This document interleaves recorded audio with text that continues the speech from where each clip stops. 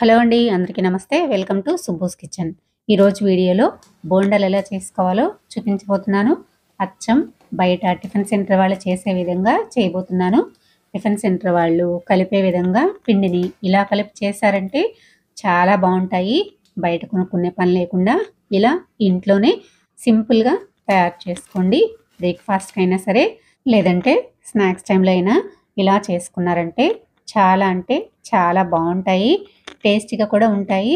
తప్పకుండా మీరు కూడా మీ ఇంట్లో ట్రై చేసి మీకు ఎలా వచ్చాయో కమెంట్ చేయండి. నా వీడియో నచ్చితే ఒక లైక్ చేయండి. ముందుగా ఒక గిన్నె తీసుకొని అందులోకి హాఫ్ కప్పు వరకు పెరుగును వేసుకుంటున్నాను. మీ దగ్గర పెరుగు లేకపోతే మజ్జిగతో అయినా పిండిని కలిపేసుకోవచ్చు. ఇలా పెరుగును వేసేసుకొని ఉండలేమీ లేకుండా విస్కర్తో కానీ కవంతో కానీ ఇలా కలిపేసుకున్న తర్వాత అందులోకి హాఫ్ టీ స్పూన్ సాల్టు, అలానే ఒక స్పూను జీలకర్ర, అలానే 2 స్పూన్ల ఆయిల్ వేసేసుకొని ఈ 3 బాగా పెరుగులో కలిసిపోయే విధంగా ఇలా ఒకసారి బాగా కలిపేసేసుకోండి. నేనైతే బ్రేక్ఫాస్ట్ కోసం ప్రిపేర్ చేసుకుంటున్నాను కాబట్టి ముందు రోజు నైటే పిండిని కలిపేసి పెట్టేసుకుంటున్నానండి. అలా నైట్ కలిపేసుకుని పెట్టుకున్నామంటే మనకి బోండాలు చాలా సాఫ్ట్గా చాలా బాగా వస్తాయి అన్నమాట. ఇప్పుడు ఇందులోకి 1 కప్పు మైదా వేసుకొని అలానే 2 టేబుల్ స్పూన్ల వరకు వరిపిండిని వేసుకోండి. వరిపిండి వేసుకోవడం వల్ల బోండాలు బాగా క్రిస్పీగా వస్తాయి. ఇలా మైదా పిండిని వేసుకోవడం ఇష్టం లేకపోతే కనుక మీరు మైదా పిండి ప్లేస్లో గోధుమ పిండినైనా వేసుకొని చేసుకోండి. ఇలా కలిపేసి ఇందులోకి 1 పావు కప్పు వరకు వాటర్ తీసుకొని ఇలా కొంచెం కొంచెం పోసుకుంటూ మనకి పునుగుల కోసం కన్సిస్టెన్సీ వచ్చేంత వరకు పిండిని బాగా కలిపేసుకోవాలి.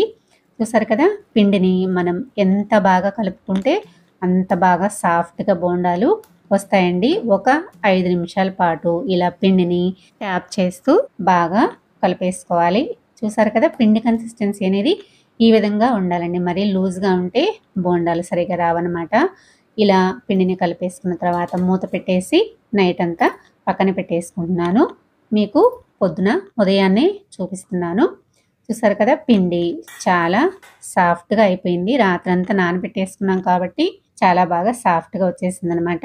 మీరు అప్పటికప్పుడు చేసుకోవాలనుకుంటే కనుక పిండిని ఇదే విధంగా కలిపేసుకొని 1 గంట పాటు నానబెట్టేసుకోండి. ఇప్పుడు ఇందులోకి పావు టీ స్పూన్ వరకు వంట సోడా, అలానే సన్నగా కట్ చేసిన పచ్చిమిర్చి, సన్నగా కట్ చేసిన 2 రెమ్మల కరివేపాకు, అలానే కొంచెం కొత్తిమీరని సన్నగా కట్ చేసుకొని ఇలా వేసేసుకోండి. నేను ఇందులోకి రాత్రి పిండి కలిపేసుకునేటప్పుడే సాల్ట్, జీలకర్ర వేసేసుకున్నాను కదా. ఇవన్నీ వేసుకున్న తర్వాత పిండిలో బాగా కలిసిపోయేలాగా కలిపేసుకొని మరో 2 నిమిషాల పాటు పిండిని బాగా కలిపేసుకోండి. మీకు బోండాలు సాఫ్ట్గా టేస్టీగా రావాలంటే కనుక ఇలా రాత్రిపూట కలిపేసుకొని చేసేసుకుంటే చాలా బాగుంటాయి. మీరు స్నాక్స్ కోసం చేసేటట్లయితే కనుక పిండిని ఉదయాన్నే కలుపుకొని స్నాక్స్ టైంలో ఇలా చేసేసుకోండి.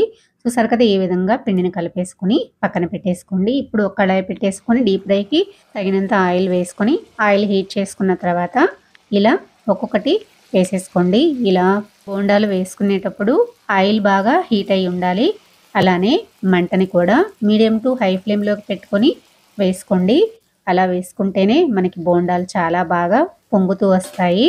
చూసారు కదా, ఈ విధంగా బాండీకి సరిపడినన్ని బోండాలు వేసేసుకున్న తర్వాత ఇలా స్పూన్ పెట్టి కదిలించండి. ఒకసారి కదిలించామంటే విడివిడిగా వచ్చేస్తాయి. ఇలా కలుపుతూ ఒకవైపు నుంచి రెండో వైపుకి టర్న్ చేసుకుంటూ బోండాలు ఫ్రై చేసుకుంటే చాలా బాగా వస్తాయి. మంటని లో ఫ్లేమ్లో పెట్టి చేసుకున్నామంటే బోండాలు ఆయిల్ ఎక్కువ పీలుస్తాయి, సరిగా పొంగవు. చూసారు కదా, ఈ విధంగా ఒకవైపు నుంచి రెండో వైపుకి టర్న్ చేసుకుంటూ కలుపుకుంటూ ఇలా గోల్డ్ కలర్ వచ్చేంత వరకు ఫ్రై చేసుకొని వీటిని తీసి పక్కకు ఒక ప్లేట్లోకి పెట్టేసుకుందాము. ఇలానే మిగిలిన బోండాలన్నీ చేసేసుకున్నానండి. నాకైతే చాలా అంటే చాలా బాగా వచ్చాయి. తప్పకుండా మీరు కూడా ఈ విధంగా ఈ స్టైల్లో పిండిని కలిపి ట్రై చేయండి, చాలా బాగుంటాయి. ఇలా పల్లీ చట్నీ కొంచెం లూజ్గా చేసేసుకొని సర్వ్ చేసుకున్నారంటే కనుక సూపర్ టేస్టీగా ఉంటాయి. అందరూ ఇష్టంగా తింటారు. తప్పకుండా మీరు కూడా ట్రై చేసి మీకు ఎలా వచ్చాయో తప్పకుండా కామెంట్ చేయండి. నా వీడియో నచ్చితే లైక్ చేయండి, సబ్స్క్రైబ్ చేయండి, షేర్ చేయండి. మరో మంచి వీడియోతో మళ్ళీ కలుద్దాం. Thanks for watching.